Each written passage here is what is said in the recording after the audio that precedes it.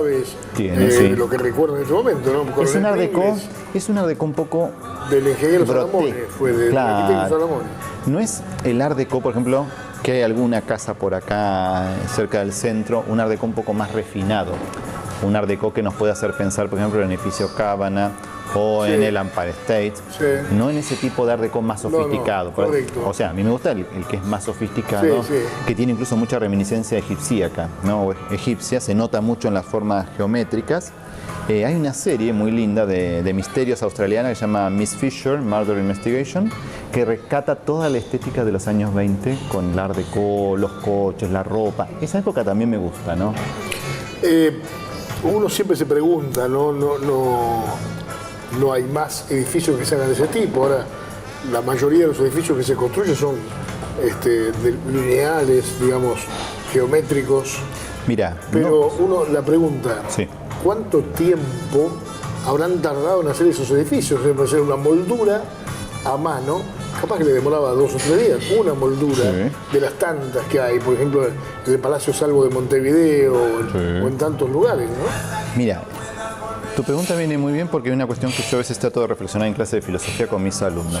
Y es cómo la complejidad del arte va de la mano de las capacidades del hombre. O sea, la ideología o la cosmovisión del hombre se ve plasmada en la literatura, en la arquitectura, en la música. Y si vos lo pensás y lo observás, vos decís, tenés casas más planas, no tenés este trabajo moldurado de la persona especialista en hacer todo lo que son las volutas, por ejemplo, esas rejas con volutas preciosas de hierro, o hacer las molduras para hacer casas de estilo neoclásico. Uno ve muchos frentes de edificios que tenemos acá preciosos, de ese desarrollo muy pujante que tuvimos, que de hecho fue mucho más una de las ciudades más pujantes de la provincia en aquel entonces. Y ves lo que hay ahora en la construcción en general, ¿no? Y te das cuenta de que hay como fíjate, en la música, en la arquitectura, ¿y qué es lo que nos pasa al hombre? Hay un paulatino vaciamiento existencial. Entonces como que la arquitectura se vacía, no digo que no está mal cierta simplicidad o cierto minimalismo, pero digamos que está todo como demasiado vaciado y uniforme. Vos cuando miras, por eso te digo esto del tema del art déco, el art nouveau, el estilo académico neoclásico, son gustos. Hay algunos que de hecho incluso les gusta. Bueno, el estilo colonial, hay un par de casas que acá en los últimos años retomó esa idea. O sea, el hecho de que uno se pare estéticamente, por ejemplo, en el diseño de una casa frente a un estilo, habla de pararse individualmente como persona en el mundo. Y cuando por ahí todos copian el estilo, esa cosa masificada, nos habla de esta cosa de impersonalización por vaciamiento existencial que se da, ¿no? Es como que a uno como para no querer desencajar, entonces uno se mimetiza con el entorno. Y por eso pienso, ¿no?, en la arquitectura, la música. Hablábamos casualmente con los muchachos que cantan conmigo el tema de ¿por qué no hay óperas? Los muchachos que cantan contigo son Omnium. Omnium, exactamente. Miriam y Horacio hablábamos del tema de que no hay así óperas actuales. No, sí, de hecho estamos mirando la programación del Teatro Colón para el año que viene. Hay ópera actual, pero que uno diga que haya trascendido y que uno diga se convierte en un clásico, no hay. Lo más parecido a una ópera que se convierte en un clásico son las obras, por ejemplo, de Andrew Lloyd Webber. El fantasma de la ópera es uno, que hicimos una pequeña fantasía, que la voy a estirar, la voy a hacer mucho más grande. El otro, que es un musicalazo de primera, que es Drácula de Cipriani Mahler. Eso es lo que tiene, a pesar de ser comedia musical, lo más cercano a una ópera en estilo clásico. O sea, se han convertido en clásicos. Pero digamos que se ha ido dando, el gusto por la ópera se ha ido como licuando. Por ejemplo, en la Argentina, sí, ciudades importantes, por ejemplo, Mar del Plata, Buenos Aires, La Plata, porque tienen los teatros. Pero vuelvo a esta idea, ¿no?, del vaciamiento cultural e intelectual que se va dando, entonces se refleja, ¿no? Por eso digo, en estas arquitecturas más simplistas, no por eso que no son estéticas. O sea, uno visualmente dice, hay un hecho estético. Pero en filosofía sabemos que lo estético tiene otro trasfondo, que es la búsqueda de una belleza y una armonía, que es más metafísica, más espiritual.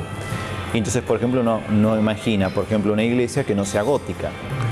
por más que haya iglesias barrocas. Pero el gótico, por ejemplo, define a la iglesia, porque el gótico es esa mirar hacia arriba, sobre todo en la Catedral de la Plata. Uno se pone a mirar para arriba, se va a caer, el cuello se va a contracturar, de ver que no pareciera que nunca se llega. Es como el cielo de lejos, de alto, una catedral, ¿no? Y es esa idea, ¿no?, de la estética gótica, reflejo del cielo. ¿Qué te produce Gaudí, por ejemplo, que rompió un poco con todos los esquemas? Gaudí tiene un estilo gótico, pero naturalista, por así decirlo. De hecho, el gótico nace de esa mirada, estaba mirando una vez en alguna historia de arquitectura, de esos árboles que se fusionan en forma de arco de medio punto, y de ahí fue copiado. Y Gaudí tiene mucho de naturalismo. Gaudí, por ejemplo, es uno de los arquitectos que más me gusta, porque él es una persona que ha fusionado. Tenés que ir a Barcelona, entonces. Sí, la Sagrada Familia, claro, y el Palacio Güell. Claro. Lo que tiene Gaudí es, él es un tipo profundamente religioso y espiritual. O sea, fíjate cómo Bach vive como cristiano, su música es, aunque fue profana, de corte, de festejo, tiene su mirada religiosa, ¿no? Esa cosa así divertida pero mesurada. Gaudí es un hombre profundamente religioso, y aunque hace sus obras, por así decirlo, más profanas, ¿no?, el Palacio Güell, el Parque Güell, bueno, sin embargo, en todos está su sello, su impronta, más allá de su convicción católica, ¿no? Hay un sello filosófico religioso trascendente que hace que él retome, ¿no?, y se enraíce en lo mejor del pasado con su sello personal. Eso creo que es una cosa que es muy interesante. Ellos no sacan nada de la galera ni se lo atribuyen, aunque uno les reconoce que son grandes en lo suyo. Voy a tus excelsos conocimientos generales y vuelvo una vez más a la liturgia. Hay un personaje, no lo digo peyorativamente, pero es un hombre distinto, fue un hombre distinto, Martín Lutero. ¿Qué me podrías decir brevemente de Lutero en tiempos televisivos? Y mira, hay toda una cuestión. Me llamó la atención siempre. Uno como historiador, voy a hacer quizás un comentario que puede sonar no muy feliz, pero bueno, lo tengo que hacer con rigor histórico, ¿no? Yo una vez me acuerdo que le comentaba a un profesor de ciencia política en la universidad. Estábamos hablando, ahora vuelvo a Lutero, ¿no? Hablábamos de la reforma anglicana. Sí. Cuando Enrique VIII se separa del papado y forma la iglesia. Entonces él hace toda la explicación. Yo le digo, discúlpeme, profesor, pero acá hay una cosa que es evidente. Enrique VIII arma la iglesia de Inglaterra, y la estructura de la iglesia de Inglaterra tiene la misma jerarquía católica, obispos, arzobispos, los ornamentos, sotanas, capas pluviales, mitras, báculos, los sacramentos. Tienen algunas diferencias doctrinales que no son tan profundas. Exteriormente uno mira una iglesia anglicana y una iglesia católica y no observa diferencia, porque ve lo mismo. Ve el uso, incluso el mismo del latín también, ellos conservan el culto a los santos, un montón de cosas. Digo, pero ¿cuál es la diferencia? Que Enrique VIII se enoja con el Papa porque no le da el divorcio. ¿Qué es lo que la gente no conoce? Y acá bien digo, Enrique VIII funda la Iglesia de Inglaterra por un capricho, no es por una convicción de la decadencia moral de Roma. Entonces me dice, ¿cómo vas a decir eso? Le digo, pero escúcheme, Enrique VIII estaba casado con la hija de los reyes católicos, Catalina. Su hermana era Juana la Loca. El Papa era Alejandro VI Borgia, y los Borgia eran aliados naturales de los reyes de España, porque los Borgia, que eran Borja en España, eran nobles españoles vinculados a las casas reinantes. De hecho, uno de los ministros de unos reyes posteriores fue San Francisco de Borja. El segundo jesuita más importante fue San Ignacio, el único santo, ¿no?, de los Borgia. Sí. Bueno, entonces yo le digo, ¿y qué va a hacer un papa que es aliado de España? ¿Le va a dar el divorcio a Enrique VIII? No, claro, y encima la nación más católica, y gracias a la cual, ¿no?, la iglesia se expandió en tiempos de la conquista de la colonización española. Entonces, es muy aparte, otra cuestión, le va a conceder el divorcio junto con estas razones políticas, por una cuestión de un capricho de que Catalina no le daba un hijo varón y que él quería, y que le daba una hija mujer y él quería un varón. ¿Es una razón suficiente? No, claro, entonces le digo, es un capricho. Entonces, y acá con Lutero, digamos que, por eso digo, tengo que ser mesurado en el comentario como historiador, ¿no? Lutero tenía una visión muy interesante. De él se dio cuenta de la decadencia de Roma. Lo que pasa es que en realidad, lo que a veces uno desde las dinámicas institucionales plantea es complicado luego armar una ruptura y hacerse cargo de todo lo que genera esa ruptura. San Ignacio, por ejemplo, plantea, una ruptura de molde, lo mismo que Santa Teresa de Jesús, desde adentro. Ellos no buscan combatir la decadencia, que todas las instituciones tienen decadencias. Para eso, en ese sentido, te recomiendo un libro que es La historia de las civilizaciones, de Arnold Toynbee, en donde él muestra que a lo largo de la historia las civilizaciones tienen ciclo de apogeo y de decadencia, y todo se produce porque adentro de la estructura de la civilización se empieza a pudrir. Y entonces, bueno, hay personajes que emergen, ¿no?, como para tratar de rescatar lo mejor, y fundan un paradigma nuevo y surge un ciclo civilizatorio nuevo, no reformado, después de un periodo de crisis. Lutero entendió que la Iglesia, como cualquier institución que tiene un componente marcadamente humano, estaba en decadencia. Él era parte en aquel momento, como monje agustino, de esa institución, y decide separarse. Sí. En ese sentido, es mi criterio, no me hubiera separado.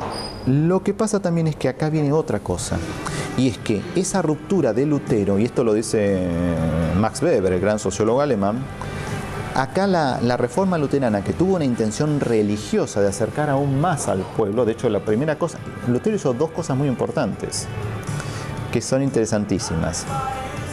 Hizo traducir la Biblia al alemán, o sea que la gente pudiera leer en su propio idioma. Sí. Esto después es otro tema para discutir, porque era el latín solamente, bueno, esta cuestión de las lenguas de casta, ¿no?, de la casta sacerdotal. Y la segunda cosa que pocos saben, la segunda reforma importante fue la música. Él quiso que el pueblo cantara corales y cánticos en su idioma. ¿Por qué? Porque el canto gregoriano y el canto ambrosiano en el siglo IV y en el siglo IX nacen como canto del pueblo. Después, como todo, cuando se quiso hacer más refinado, la gente no podía llegar a cantar los melismas gregorianos. Entonces quedó la Schola Cantorum, ¿no? Y entonces, ese también tuvo que ver con mi trayectoria. Y entonces, ¿qué hizo Lutero? Devolverle al pueblo el protagonismo en la liturgia, en las dos cosas, en la espiritualidad, o sea, que pudieran leer la Sagrada Escritura en su idioma, la entendieran, se acercaran directamente sin un interlocutor, y a su vez que en el culto no se quedaran como mudos espectadores de una liturgia muy trascendente e impactante, sino que ellos protagonizaran poniéndole la voz, esa misma voz que en las Confesiones San Agustín dice que cuando pasaba por afuera de la Catedral de Milán escuchaba a San Ambrosio predicar, y que lo que cantaba el pueblo, enseñado por San Ambrosio, dice que escuchaba las voces del pueblo y se lo emocionaron hasta las lágrimas, y eso también quiso retomar Lutero. O sea, en ese aspecto, por eso digo, quizás no fue el mejor camino la reforma en mi interpretación. Y como dicen también Max Weber, un poco esto después sirvió para que otros que en realidad querían separar estas cuestiones políticas y religiosas que estaban en el medio, sirvió para fundar el espíritu independiente del capitalismo, ¿no? Y después, por supuesto, ¿no?, como dice Max Weber, ya después la religión fue perdiendo su rol de moderador moral del capitalismo. Me queda un minuto de programa. Sí. Me hubiera gustado preguntarte por Piazzolla, por ejemplo. Bueno, pero tal vez haya una versión 2 de este espacio, ¿no? ¿Cómo no? Con este invitado. Pero en un minuto, ¿cuáles son las ilusiones de tu vida hacia adelante? Básicamente ahora, bueno, estoy enfocado en mi doctorado, poder concretarlo. Eso también, como le digo a mamá, en la vida he empezado a aprender, ¿no? Así ya a mi edad, todo se va dando gradualmente. Entonces es como que para ir creciendo, primero tengo que fortificar y mirar primero para atrás todo lo que hice, qué errores cometí, tratar de subsanarlos, recrearme nuevamente en este presente, ¿no? De construirme para atrás, reconstruirme en el presente e ir escalonando. Y mis desafíos son el doctorado, como te digo, para seguir creciendo intelectualmente. Digamos que me encanta la faceta de historiador, de analista. No hice la carrera de embajador porque, digamos que me gusta más la docencia, a pesar de que hice la carrera de política internacional, pero bueno, digamos que me gustó más la docencia, es este contacto de formar personas que me encanta tanto. Y en la musical seguir, por supuesto, con creciendo, pudiendo viajar. Creo que también el hecho de poder tener otro título más a uno le abre otras puertas también laborales y de poder crecer. Siempre digo, lo mejor está por venir y que por lo tanto tengo muchos desafíos por delante en todo aspecto. Muchas gracias por aceptar la invitación, Carlos. Faltaba más, Héctor. Un gusto y sobre todo el hecho de poder haber sentido cómodo para poder hablar de un montón de cosas que, por supuesto, como dicen algunos viejos de la televisión, ¿no? El tiempo es tirano. Y hay veces que, bueno, uno trata de hacer lo más sintético y lo más clarito posible. Y como te decía, bueno, esta cuestión de Lutero da para mucho más porque, bueno, por ahí también uno cuida de no dañar la sensibilidad, por ejemplo, de un creyente luterano. Nos quedó Piazzolla, nos quedaron los Beatles, sí. Rescatamos a Queen, que también cambió un poco la historia de la música. Sí, ¿no? Ciertamente. Y habrá seguramente alguna versión 2 en este caso, porque da el entrevistado para mucho más. Nos despedimos en Séptima Noche por 7 días más, en que nos volveremos a encontrar. Gracias a Gil Wolfram por esta cámara mágica, a Andrés Berliano por la dirección, a Gonzalo Tomás por la operación técnica, a Gabriel Sandoval por los exquisitos cafés de la Perla, y a ustedes, por supuesto, nuestros oyentes, a nuestros anunciantes, que son un poco también los destinatarios de este trabajo.